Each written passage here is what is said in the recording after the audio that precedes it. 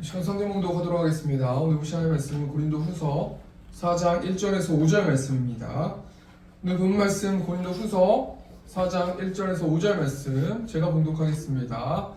그러므로 우리가 이 직분을 받아 긍휼하심을 입은 대로 낙심하지 아니하고 이에 숨은 부끄러움의 일을 버리고 속임으로 행하지 아니하며 하나님의 말씀을 혼잡하게 하지 아니하고 오직 진리를 나타내므로 하나님 앞에서 각 사람의 양심에 대하여 스스로 추천하노라. 만약 우리의 복음이 가리었으면 망하는 자들에게 가리어진 것이라. 그 중에 이 세상의 신이 믿지 아니하는 자들의 마음을 혼미하게 하여 그리스도의 영광의 복음의 광채가 비치지 못하게 함이니 그리스도는 하나님의 형상이니라. 우리는 우리를 전파하는 것이 아니라 오직 그리스도 예수의 주되신 것과 또 예수를 위하여 우리가 너희의 종된 것을 전파함이라. 아멘. 우리 시간 고린도후서 4장 1절에서 5절 말씀 가지고 이 직분을 받아라는 제목을 가지고 하나님 말씀 나누도록 하겠습니다. 우리 세움교회는 대한예수교 장로회 백석총회 서촌호에 소속된 교회입니다. 그래서 우리 세움교회는 장로교 안에 있는 그 교회인데요. 대한민국에 어떻게 복음이 들어왔습니까? 언더우드라는 우리 북장로교 소속 선교사님을 통해서 대한민국에 복음이 들어왔는데요. 배경은 이렇습니다. 대한민국에 최초로 세례를 받은 이수정이라는 사람이 미국 북장로교에 있는 그 교단에 편지를 씁니다. 그 내용이 뭐냐면 우리 조국의 수많은 백성들이 아직 참 하나님의 길을 모르고 있으며 이방인으로 살고 있습니다. 비록 나는 별로 영향력이 없는 사람이지만 여러분들이 보내는 선교사를 돕기 위해 최대한 노력하겠습니다. 라는 이 말씀인데요. 그렇게 해서 편지를 보냈다라는 것입니다. 그래서 그 편지에 어떤 사람이 반응했냐면 언더우드라는 젊은 선교사님이 그 편지를 보고 감명을 받아가지고 대한민국의 선교 여행을 떠났는데요. 이 당시 언더우드 선교사님이 우리나라에 도착했을 즈음에는 조선 정부에서 직접적인 선교를 금했었기 때문에 이 언더우드 선교사님이 어떻게 할 수 있는 방법이 없는 거예요. 그래서 가만히 넉놓고 있는 것이 아니라 고아들이나 부모를 잃어서 굶주린 사람들을 그 아이들을 모아서 교육사역을 시작했습니다. 그래서 그 교육사역의 전신이 되는 게 지금 연세대의 전신이 되는 학교 아니겠습니까? 그리고 이 언더우드 선교사님이 자신의 사택을 온전히 하나님께 드림을 통해서 그곳에 어떤 것이 세워지냐면 교회가 세워졌는데 그 교회 이름이 세문안교회라는 교회입니다. 여러분 예수님이 이런 말씀하지 않으셨습니까? 요한복음 12장 24절 보니까 내가 진실로 진실로 너희에게 이르노니 한 알의 밀이 땅에 떨어져 죽지 아니하면 한 알 그대로 있고 죽으면 많은 열매를 맺느니라. 여러분 우리가 이 말씀을 통해서 또 언더우드 선교사님을 통해서 한 주의 우리의 모습을 좀 돌아보기를 원합니다. 우리도 한 알의 밀알이 되어야지 세움교회가 부흥도 될 것이고 또 우리 한국교회가 확장될 것이고 또 하나님의 나라가 확장될 것인데 과연 내가 미랄이 되고 있는가 우리가 좀 점검해 보길 원하고 우리가 어떤 정죄라기보다는 한 해를 많이 마무리하면서 우리가 한번 좀 우리의 모습을 좀 한번 돌아보고 생각해 보아야 할 것입니다. 언더우드 선교사님이 한 알의 미랄이 돼가지고요 자신의 사택도 또는 자신의 모든 재물을 헌물하고 또 열심을 다해서 하나님께 나아갔을 때 그 중심을 보신 하나님께서 이 장로교회를 우리나라에서 가장 큰 교단으로 삼아주신다는 것을 생각해 볼 수 있습니다. 여러분 이 언더우드 선교사님뿐만 아니라 히브리서 11장 말씀 보면은 수많은 믿음의 선진들이 자신의 그 화두 속에서 믿음에 대해서 전력 질주를 한 여러 가지 모습들이 나오는데 히브리서 11장 36절 말씀부터 쭉 보면요. 또 어떤 이들은 조롱과 채찍질 뿐 아니라 결박과 오늘 갇히는 실형도 받았으며 37절 보니까 돌로 치는 것과 톱으로 켜는 것과 시험과 칼로 죽임을 당하고 양과 염소의 가죽을 입고 유리하여 궁핍과 환난과 학대를 받았으니 48절 보니까 이런 사람은 세상이 감당하지 못하느니라. 그들이 광야와 산과 동굴과 토굴에 유리하였느니라. 39절 보니까 이 사람들은 다 믿음으로 말미암아 증거를 받았으나 약속된 것을 받지 못하였으니. 여러분 이 사람들은요 다 모든 고통과 결박과 굶주림과 여러 가지 환난을 당했음에도 불구하고 자신의 믿음을 증명했다는 거예요.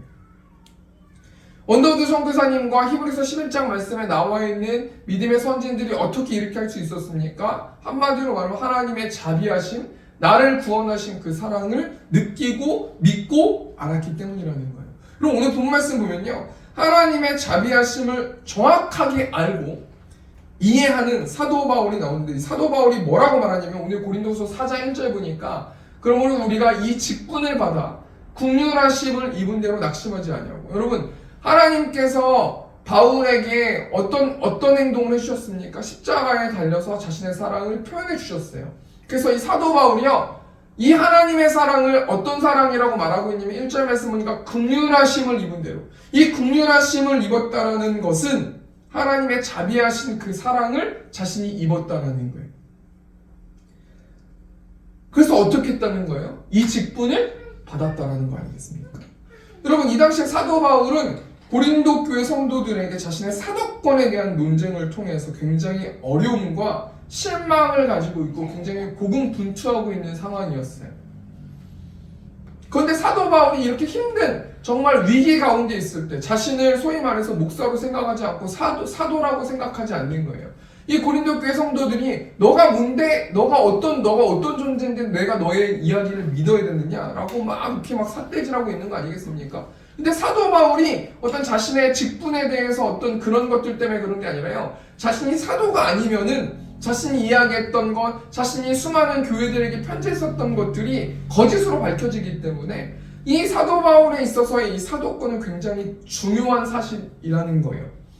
그래서 수많은 사람들이 이 사도 바울의 사도권을 놓고 막 분쟁하고 따지고 있을 그때에 사도 바울이 당당하게 말하고 있는 거예요. 나는 하나님의 긍휼하심을 입었고 하나님의 자비하심을 입었기 때문에 나는 이 직분을 받았다라고 말씀하고 있는 것입니다. 여러분, 이 직분이라는 이 단어가 디아코니아라는 단어인데요, 어떤 뜻을 가지고 있냐면 봉사, 사역이라는 뜻을 가지고 있어요.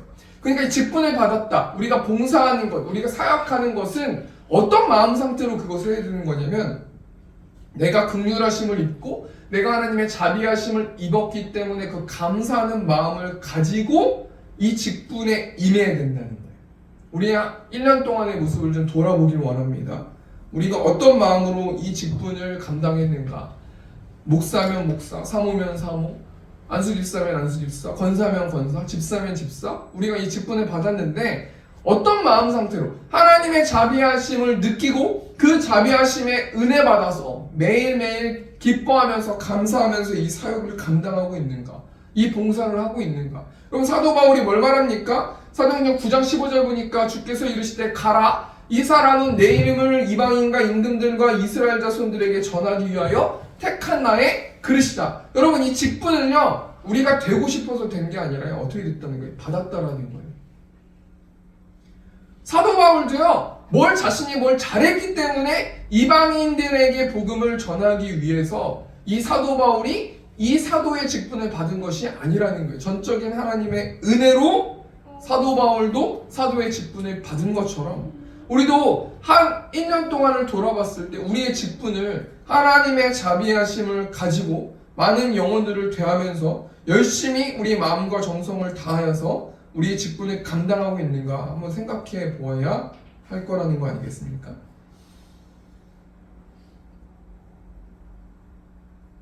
우리가 이런 상황 가운데서요, 우리가 사도 바울은 자신의 사도권을 가지고 시비하는 사람들에게 이제 말씀하고 있는데, 우리 1절 말씀 보니까 그러므로 우리가 이 직분을 받아 긍휼하심을 얻은 대로 입은 대로 낙심하지 아니하고, 직접 하나님께 이 직분을 받았기 때문에 시비하는 사람들에게 고린도 교회 성도들이 자신을 목사로 또는 사도로 인정하지 않는 것에 대해서 계속 변증해가면서 당당히 나간다는 거예요. 그러면서 뭐 한다는 거예요? 낙심하지 않는다는 거예요. 여러분, 수많은 사람들이 자신을 해코지하거나 너가 뭔데 그런 얘기를 하냐, 부정적인 이야기를 하면요, 얼마나 낙심이 되겠습니까? 이 낙심이라는 단어가 어떤 뜻을 가지고 있냐면 졸도하다, 기절하다라는 뜻을 가지고 있어요. 사도 바울은 졸도할 지경이에요. 기절할 지경이에요. 다른 사람들이 계속해서 막 정죄하고 다른 사람들이 막 부정적인 이야기를 하고 계속해서 여러 가지 어떤 그런 액션을 했을 때 졸도할 위기 가운데서도 사도 바울은 낙심하지 않았다라고 말합니다. 왜 낙심하지 않았습니까? 우리 히브리서 12장 3절 말씀.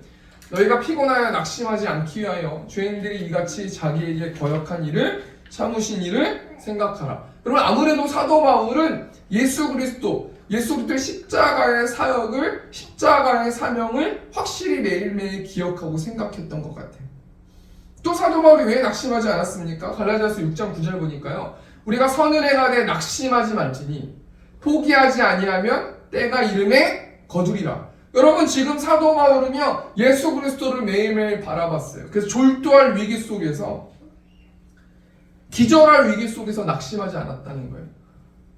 또 여러분, 두 번째로 왜 사도 바울이 낙심하지 않았습니까? 자신의 행동이 선한 행동을 했기 때문이에요. 자신의 행동이 부정적인 행동이나 자신의 행동이 하나님이 탄식할 만한 그런 행동을 하지 않았기 때문에 낙심하지 않고 당당하게 이 고린도후서 편지를 보내면 통하여서 고린도 교회 성도들에게 나는 사도다라고 말씀하고 있다는 거 아니겠습니까?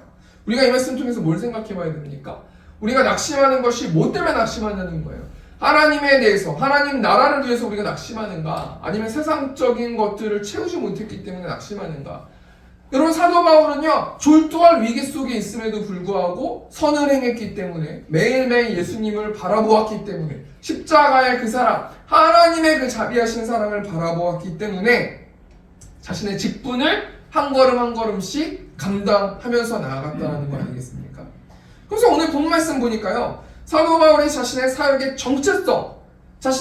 정체성에 대해서 이제 강하게 어필하고 있는데, 우리가 사도 바울의 사역의 정체성이 뭔지, 여러분, 낙심하지 않고 당당하게 나갔다라는 거는 사도 바울이 굉장히 중요하게 생각하고 있는 그 정체성이 있다라는 거예요. 그 정체성이 뭔지 우리가 한번 세 가지만 좀 생각해보고 말씀 마치기 원합니다. 첫 번째로 사도 바울의 사역의 정체성이 뭐냐면 2절 말씀 보니까요, 이에 숨은 부끄러움의 일을 버리고 속임으로 행하지 아니하며, 여러분, 이에 숨은 부끄러움의 일을 버렸대요. 사역의 정체성, 사도 바울의 사역의 정체성은 뭐냐면요, 사도 바울은 평생 부끄러운 일을 버리고 살았다는 거예요. 여러분, 사역자가 또는 성도가, 평신도 사역자든 뭐 목회자든 다 똑같은 거 아니겠습니까? 내가 하나님 앞에 당당하면요, 다른 사람 앞에 당당할 수 있어요. 내가 하나님 앞에 당당하지 못하면요, 다른 사람들한테도 당당할 수 없는 거예요. 거짓말할 수밖에 없는 거 아니겠습니까? 그리고 사도 바울은요, 자신의 평생에 성적으로나 도덕적으로나 수치스러운 더러운 일을 버렸다라고 고백하는 거예요. 여러분, 지금 사도 바울이 사도권을 놓고 자신이 당당하게 난 사도다, 하나님의 부름받은 사역자다라고 말씀하고 있는 거 아니겠습니까? 그러면서 어떻게 이렇게 낙심하지 않고 정말 졸도할 위기 속에서 어떻게 이렇게 사도 바울이 당당할 수 있었어요? 자신이 숨은 부끄러운 일을 버렸기 때문에, 평생 하나님 앞에서 부끄러운 일을 버리면서 살았기 때문에 사도 바울은 당당할 수 있었어요. 여러분, 사도 바울이 독신 아니에요? 혼자 살았던 남자 아닙니까? 성인 남자 아니에요?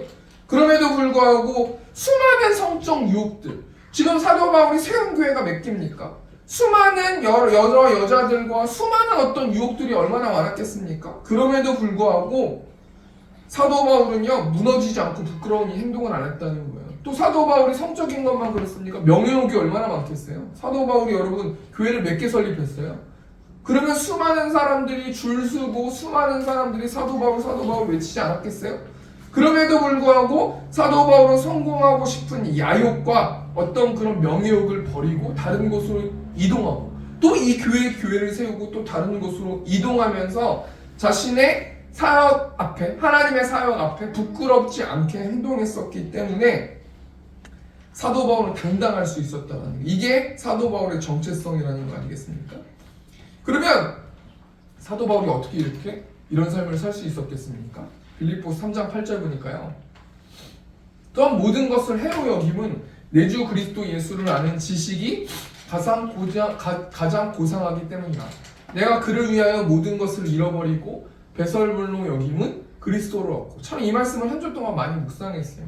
사도 바울이 어떻게 이런 사역 정체성을 가지고 부끄러운 행동을 하지 않았을까? 어떻게 그럴 수 있었겠습니까?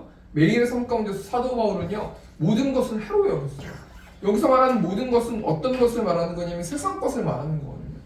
세상 것을 해로 여겼다라는 것은요, 경계했다라는 거예요. 내가 그를 위하여 모든 것을 잃어버리고 배설물로 여기면 그리스도를 얻고. 여러분, 사도 바울이 모든 것을 해로 여겼다는 것은 세상 것을 배설물로 여겼다는 거예요. 그러면서 이 문장 앞에 굉장히 많이 생각해 봤어요. 우리 크리스찬들이 이분법적으로 살아갈 수 있는 확률이 높거든요. 세상 것은 부정적인 거고 하나님 것은 좋은 거고, 그렇게 모든 것을 매사에 이분법으로 해석하면은 안 되지 않을까? 라는 생각을 계속 해보면서 사도 바울이 어떻게 세상 것을 배설물로 여겼을까? 정말 사도 바울이 이분법적으로 하나님의 나라는 것은 선한 거고 세상 것은 악한 것인가? 근데 여러분, 세상 것이 악합니까? 예수님께서 세상을 구원하시기 위해서 이 땅에 오셨잖아요. 세상을 사랑하셨기 때문에 이 땅에 오셨단 말이에요. 하나님은 세상을 사랑하는데요, 물론 죄로 오염됐기 때문에 악하다고 할지라도 우리가 이 세상을 바라볼 때, 우리가 세상에서 한 주 동안 살아갈 때 우리는 어떤 마음 상태로 세상을 바라봐야 되는가, 우리가 먼저 생각해 보아야 할 것입니다. 결국은 사도 바울은 그럼에도 불구하고요, 세상은 악하기 때문에 배설물로 여겼는데, 내가 세상을 배설물로 여겨야겠다라고 노력한 게 아니라요, 내 주 그리스도 예수를 아는 지식이 계속 그 예수님의 지식, 예수님의 사랑, 예수님의 광대하심, 예수님의 위대하심, 예수님의 겸손하심, 예수님의 사랑을 계속 생각해 보니까요, 세상이 적대적으로 난 싫어 라고 해석하는 게 아니라요, 그냥 세상은 아무런 의미가 없는 거예요. 예수님의 사랑이 가장 고귀하고요, 예수님의 그 십자가의 그 사랑, 그 자비하심이 이 세상의 어떤 것보다도 위대하고 좋기 때문에 세상을 그냥 배설물로 여겼던 것이지, 난 세상 싫어, 세상은 악한 거야, 난 세상하고 친해지면 안 되는 거야 라고 생각하지 않았다라는 거 아니겠습니까? 첫 번째 대정리하니까요, 사도 바울의 사역의 정체성이 무엇입니까? 사도 바울은 평생 부끄러운 일을 버리면서 살았기 때문에, 그런 정체성을 가지고 있었기 때문에 다른 사람들이 너가 사도냐라고 사도권을 놓고 막 시비를 붙였을 때 사도 바울은 당당하게 낙심하지 않고 당당하게 나아갈 수 있었다는 거예요. 우리 두 번째로요, 사도 바울의 사역의 정체성이 무엇입니까? 오늘 2절 말씀, 오늘 본문 우리도 후서 4장 2절 보니까요, 하나님의 말씀을 혼잡하게 하지 아니하고 라고 말씀하고 있습니다. 사도 바울의 사역의 정체성이 무엇이냐면, 사도 바울은 오직 하나님의 말씀을 혼잡하지 아니하면서 살았다는 거예요. 그러면 그렇다면 하나님의 말씀을 혼잡하지 않게 살았다라는 이 원어의 뜻이 뭐냐면요, 불순물을 섞어서 순도가 떨어진 금이나 포도주를 말하는 것이 이 원어의 어떤 단어의 뜻인데요, 무슨 말이냐면요, 하나님의 말씀을 혼잡하지 않게 살았다라는 것은 복음에 물타기 하지 않으면서 살았다라는 거예요. 원색적으로 복음을 전하고 그 복음을 외치면서 살았기 때문에 사도 바울은 언제나 당당할 수 있었다는 거 아니겠습니까? 여러분, 복음을 원색적으로 전하면은 안 된다라고 이야기하는 사람이 많이 있어요. 복음을 그 사람들한테 맞춰서 전해야지, 그 사람들의 컨디션에 따라 전해야지, 그 사람들의 상황에 따라 전해야지, 그렇게 복음을 막 그렇게 전하면 안 됩니다 라고 말하는 사람들이 있단 말이에요. 근데 여러분, 이 복음되는 하나님의 말씀은 어떤 힘이 있습니까? 그 하나님의 말씀 자체가 힘이 있는 거예요. 히브리서 4장 12절 말씀 보니까 하나님의 말씀은 살아있고 활력이 있어 좌우의 날선 어떤 검보다도 예리하여 혼과 영과 및 관절과 골수를 찔러 쪼개기까지 하며 또 마음의 생각과 뜻을 판단하느니. 여러분, 히브리서는 성경이잖아요. 성경은 절대 진리이고 성경은 절대적인 권위가 있는 거 아니겠습니까? 히브리서 기자가 성경에 하나님의 말씀이 살아있대요. 활력이 있대요. 하나님의 말씀이 어떤 검보다도 예리하대요. 그래서 혼과 영과 관절과 골수를 찔러 쪼개기까지 한대요. 또 마음과 생각을 뜻을 판단한대요. 내가 왜 슬프지? 내가 왜 기쁘지? 내가 왜 만족하지? 내가 왜 우울하지? 이런 걸 알 수 있게 해준다는 거 아니겠습니까? 그렇기 때문에 이 성경 자체, 말씀 자체가 힘이 있기 때문에요, 말씀을 들을 게 있는 자는 듣는 거예요. 여러분, 아무리 내 친구나 내 이웃과 내 가족과 아무리 뭔가 입에 바른 얘기를 한다 할지라도요, 여러분, 그 진리의 말씀 자체가 싫으면요, 안 받아들이는 거예요. 그럼에도 불구하고 들을 게 있는 자들은 듣는 거 아니겠습니까? 제가 쌀국수를 진짜 싫어하는데 쌀국수 소스 자체가 싫거든요. 여러분, 쌀국수 소스를 뭐 비벼서 주든 어떻게 해도 주든 내가 느끼기에 맛이 조금이라도 나면 싫은 거 아니에요? 복음도 마찬가지인 거예요. 복음도 복음 자체가 싫은 사람, 원래 안 받아들이는 사람은요, 어떻게 구워서 삶아서 요리해서 준다고 할지라도요, 복음을 안 받아들이는 거 아니겠습니까? 그래서 2절 말씀 보니까 사도 바울이 뭐라고 말합니까? 나는 오직 진리를 나타낸다 라고 말하고 있어요. 앞에 2절 말씀 보니까요, 하나님의 말씀을 혼잡하게 하지 아니하고 오직 진리를 나타내므로. 여러분 뭘 나타낸대요? 사도 바울이요, 진리 대신 그 말씀을 나타낸다는 거예요.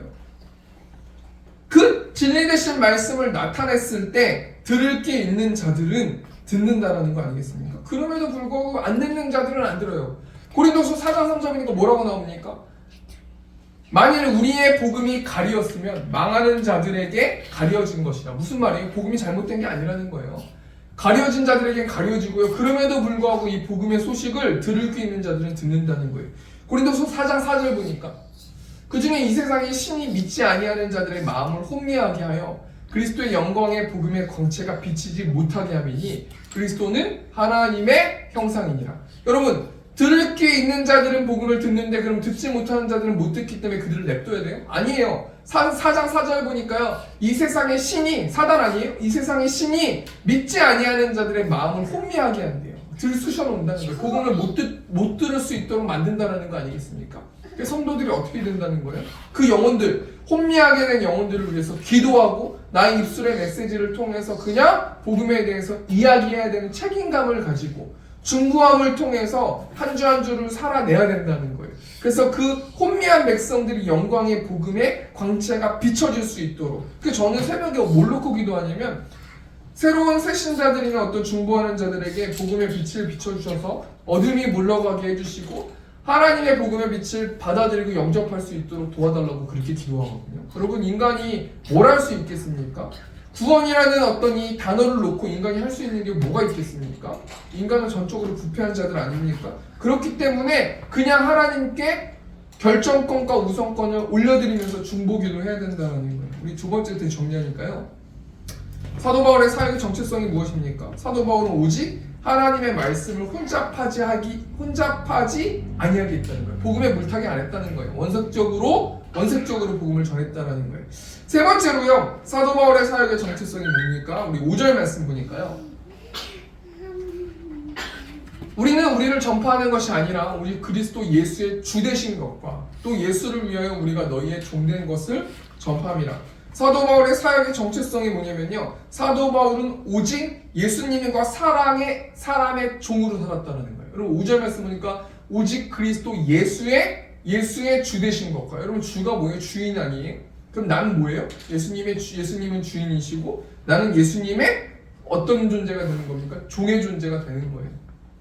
특별히 이 종은 어떤 것을 의미합니까? 사도 바울이 자신을 뭐라고 소개합니까? 로마서 1장 1절 말씀 보니까요, 예수 그리스도의 종 바울은 사도로 부르심을 받아 하나님의 복음을 위하여 택정함을 입었으니. 제가 여러분 신학교 가기 전에요, 이 로마서 1장 1절 말씀을 통해서 제가 이 말씀을 믿고 제가 신학교를 가고 주의 종이 되기를 결정했는데요, 제가 사도라 부르심을 받았다는 게 아니라요, 여기 1장 1절 로마서 1장 1절 말씀의 포인트가 뭐냐면 예수 그리스도의 종이라는 거예요.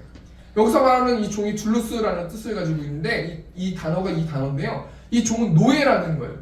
여러분, 이 당시의 노예는 어떤 존재냐면요, 그냥 곡괭이, 낫 이런 거랑 똑같은 거다. 낫, 곡괭이. 그 다음에 이 노예는요, 말하는 그냥 낫이나 곡괭이 같은 존재예요. 자신의 어떤 주권이 없는 존재예요. 그것이 사도 바울이 로마 교회의 성도들에게 자신을 표현하는 거예요. 나는 예수님 앞에서 낫 같은 존재다, 곡괭이 같은 존재다, 말하는 노예 같은 존재다. 나한테는 우선권은 아무것도 없고 예수님이 시키는 대로 나는 행동하는 존재가 나이다 라고 생각해 보면서 이렇게 편지했다라는 거 아니겠습니까? 참 이 말씀 통해서 참 회개가 많이 되는데요, 내가 과연 지금 하나님의 부름을 받아서 목회자가 됨을 통해서 예수 그리스도의 종으로 살고 있는가, 아니면 다른 사람의 종으로 살고 있는가, 참 탄식이 될 수밖에 없는 이 말씀입니다. 한 주 동안 우리가 누구의 종이고 어떤 존재를 전하는 자인지 우리가 다시 한번 좀 생각해 보길 원하고요. 두 번째로 사도 바울의 정체성이 뭐라는 거예요? 예수님의 종이고요, 사람의 종이라는 거예요. 사람의 종이라는 것은 무엇을 의미하는 겁니까? 우리 5절 말씀 보니까 또 예수를 위하여 우리가 너희의 종된 것을 전파함이라. 여러분, 너희의 종됐다라는 것이 어떤 의미를 하는 거예요? 다른 사람들의 무슨 꼬봉이나 아니면 다른 사람들의 종이나 노예나 이런 뜻을 말하는 겁니까? 그게 아니라요, 다른 사람의 종이 됐다라는 건요, 대한민국의 선교사 중에 아펜젤러라는 선교사님이 계세요. 언더우드 선교사님과 아펜젤러 선교사님은 이 두 분이 계신데, 이 아펜젤러 선교사님은 감리교 교회의 선교사님이신데요. 이분이 1902년에 6월 10일 날에 목포에서 성서 번역 회의가 있었어요. 그러니까 성경을 번역하는, 한국말로 번역하는 회의가 있어가지고 배를 타고 이 대한민국이라는 나라를 오게 됐는데, 누구랑 같이 하냐면 조항규라는 조서라는 사람과 그 다음에 그 여학생들을 이끌고 배를 타고 대한민국에 왔는데, 이 배가 이 아펜젤러 선교사님이 타고 있는 이 배와 다른 배가 충돌하게 됐어요. 그래서 배가 뒤집어지게 됐단 말이에요. 그래서 사건이 어떻게 되는 거냐, 아펜젤러 선교사님이 가판 위로 올라가서 구조를 받을 수 있으면 살 수 있었단 말이에요. 그런데요, 이 아펜젤러 선교사님이 이 조항규라는 조사와 또 여학생들을 구하기 위해서, 이 사람들에게 소식을 전하기 위해서 가판 밑으로 들어가게 됐어요. 그래서 결국엔 조항규라는 조사와 여학생들은 살게 되고요, 이 아펜젤러 선교사님은 죽게 됐단 말이에요. 여러분, 다른 사람들에게 종된다라는 것은 어떤 의미를 뜻하는 겁니까? 내가 주권이 없이 그냥 바보처럼 이 사람이 시키는 대로 행동하는 겁니까? 그게 아니에요. 내가 예수 그리스도의 십자가의 사랑으로 희생을 하고 하나님께 기도하고 그 영혼을 사랑하는 것이지, 내가 무조건 하나님의 종이고 내가 이웃을 사랑해 실천해야 되기 때문에 그 사람의 올무에 묶여가지고 행동하는 게 아니라는 거예요. 우리 예수님이 어떻게 자신을 희생하셨습니까? 요한복음 10장 11절 말씀 보니까요, 나는 선한 목자라, 선한 목자는 양들을 위하여 목숨을 버리거든요. 여러분, 예수님께서 양들을 위해서, 우리를 위해서 목숨을 버리길 원하셨어요. 물론 정말 하나님께서 양의, 아니 정말 어린 양처럼 그렇게 자신의 십자가의 사명을 감당하지 않으셨습니까? 그럼에도 불구하고 예수님께서 십자가의 앞에서 신문하셨을 때 당당하게 하나님의 말씀을 이야기했지, 막 그 영혼들을 사랑했다고 그래가지고 막 쩔쩔매고 그러진 않지 않았습니까? 이것이 여러분 타인들에게, 이웃들에게 종된다라는 것이, 우리 말씀을 정리하겠습니다. 우리 세 번째 정리하니까, 사도 바울 사역의 정체성이 무엇입니까? 사도 바울은 오직 예수님과 사람의 종으로 살았어요. 사도 바울은요, 배설물처럼 세상을 여기면서 오로지 나처럼, 곡괭이처럼, 말하는 노예처럼 예수님의 노예다, 내가 예수님의 노예다 라고 말씀했고요, 이웃들에게 이 아펜젤러 선교사님처럼 자신을 희생하면서 자신의 의를 드러내지 않으면서 그렇게 이웃들을 섬기면서 살았다는 거예요. 오늘 말씀을 정리하겠습니다. 이 땅에 수많은 하나님의 사역자들이 있어요. 하나님께서 직분을 허락해 주세요. 어떤 사람은 교사로, 어떤 사람은 복음 전하는 자로, 어떤 사람은 목사로, 어떤 사람은 다 각자 직분을 주는 거 아니겠습니까? 그 직분을 주는 이유는 뭐예요? 교회를 세우라고 직분을 주는 거예요. 복음을 전하라고 직분을 주는 거 아니겠습니까? 우리가 1년 동안 어떻게 우리의 직분을 감당하고 있었는지, 어떻게 우리가 하나님보다 다른 영혼들을 더 사랑했는지, 어떻게 정말 우리가 우리의 직분들을 감당했는지 우리가 이 시간 좀 생각해보고, 회개하실 분들은 좀 회개하셨으면 좋겠습니다. 이 사람들, 직분을 맡은 사람들은 어떤 마음 상태로 이 직분을 감당해야 돼요? 예수 그리스도의 그 자비하심, 그 사랑의 마음으로 직분을 감당해야 된다는 거예요. 그래서 사도 바울은 낙심하지 않았다는 거예요. 여러분, 사도 바울의 사역의 정체성이 뭡니까? 평생 부끄러운 일들을 행동하지 않았어요. 오직 하나님의 말씀에 혼잡하지 않게 했어요. 복음에 물타기 하지 않았다는 거예요. 또 예수님과 사람의 종으로 살았기 때문에 사도 바울은 자신의 사도권을 놓고 막 열심히 누군가가 자신을 핍박했을 때 당당하게 낙심하지 않고 맞섰을 수 있었다는 거 아니겠습니까? 우리 말씀을 정리하면서 우리 시간 하나님의 은혜로 우리 시간 찬송 부르면서요, 우리 시간 좀 뜨겁게 같이 좀 기도했으면 좋겠습니다. 먼저 우리 310장 1절만 찬송하겠습니다. 하나님의 은혜로 있을 데 없는 자 왜 구속하여 주는지 난 알 수 없도다. 내가 믿고 또 의지함은 내 모든 형편 늘 보호해 주실 것을 나는 확실히 아네.